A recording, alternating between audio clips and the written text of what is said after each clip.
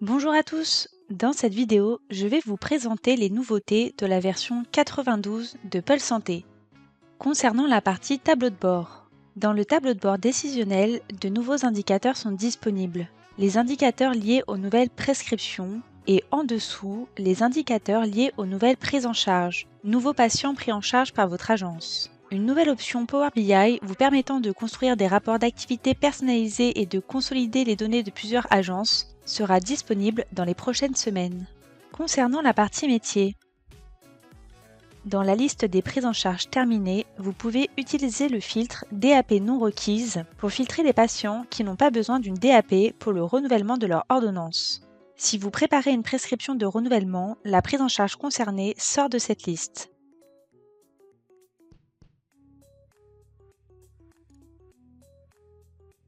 Si vous ne préparez aucune ordonnance de renouvellement, un nouveau bloc prescription sera généré automatiquement au lendemain de l'ordonnance en cours avec la mention A pour automatique.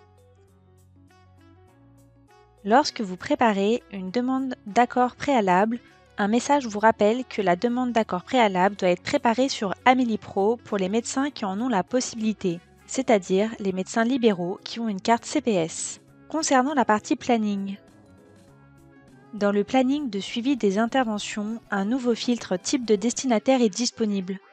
Ceci vous permettra ainsi de faire un suivi des interventions pour tout type de destinataire. Je filtre ici les interventions de la semaine du 16 au 22 décembre pour les destinataires de type compte client. Depuis le détail d'une intervention, vous pouvez accéder rapidement à la fiche de destinataire. Ceci est valable pour les destinataires compte client, patients, prise en charge, médecins, professionnels et établissements.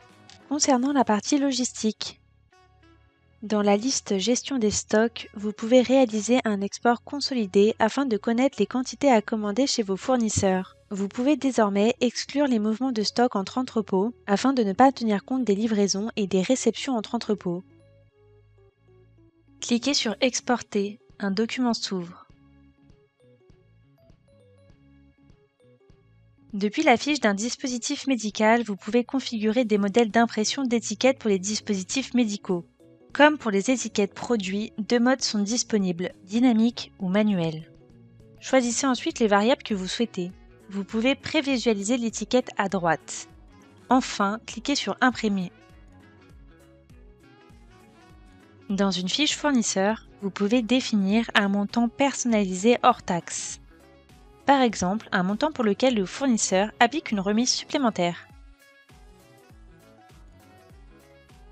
Dans Logistique, dans la liste des bons de commande fournisseurs, vous pouvez sélectionner plusieurs entrepôts pour voir les commandes fournisseurs, tout entrepôt confondu. Vous pouvez ensuite filtrer par fournisseur. Je sélectionne ici JBL et Nestlé.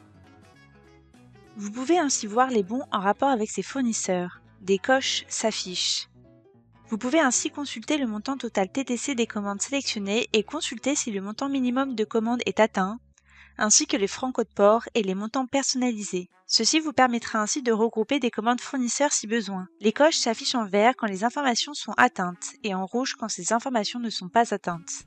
Vous pouvez aussi filtrer par francs code port atteint ou non atteint, minimum de commandes hors taxe atteint ou non atteint, et les montants personnalisés hors taxe atteints ou non atteints.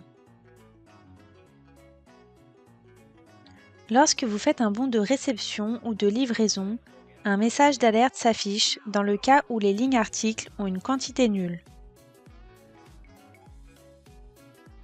Dans Logistique, dans la liste du stock, vous pouvez faire un export pour consulter l'état de vos stocks à une date donnée. Le téléchargement se lance. Vous le retrouverez dans les téléchargements. Un document s'ouvre. Ceci vous sera utile pour calculer la valorisation du stock à une date donnée dans le passé. Concernant la partie facturation, un nouveau scénario de facturation est disponible pour les potences. Dans cet exemple, nous allons le configurer dans une fiche article entrepôt dans la tarification location FSE. Enfin, enregistrer. Concernant la partie réglages, dans les réglages, une nouvelle rubrique alerte d'observance est disponible. Vous pourrez ainsi consulter vos références fournisseurs associées à des alertes observances dans Pulse. Vous pourrez ajouter des références fournisseurs à des alertes existantes. Lorsque vous cliquez sur un dispositif médical avec une alerte associée, un encadré apparaît sur la fiche du dispositif médical. Dans les réglages, dans la rubrique Agence, vous pouvez paramétrer des informations présentes à l'impression dans les factures, les devis et les bons de commande clients. Pour les factures, vous pouvez personnaliser le pied de page, le délai de règlement par défaut en jours et des conditions générales. Pour les devis, vous pouvez personnaliser le pied de page, le délai de validation du devis en jours, ainsi que des conditions générales. Pour les bons de commande, vous pouvez paramétrer un pied de page. Concernant l'espace partenaire, une refonte de l'espace partenaire a été réalisée et sera disponible dans les prochaines semaines. Cet espace sera plus simple d'utilisation et sera également adapté aux mobiles.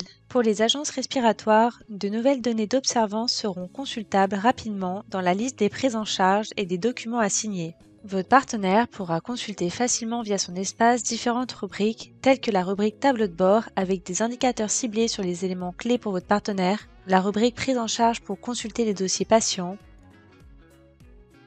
la rubrique intervention pour suivre les interventions réalisées ou à venir, la rubrique documents à signer pour signer électroniquement des ordonnances de type PERFADOM, DEP-DAP et BIZONE. Une nouvelle rubrique aide et support est également disponible afin de permettre aux partenaires de consulter les articles pour répondre à d'éventuelles questions sur son espace. Si aucune réponse n'est trouvée, il peut contacter le support.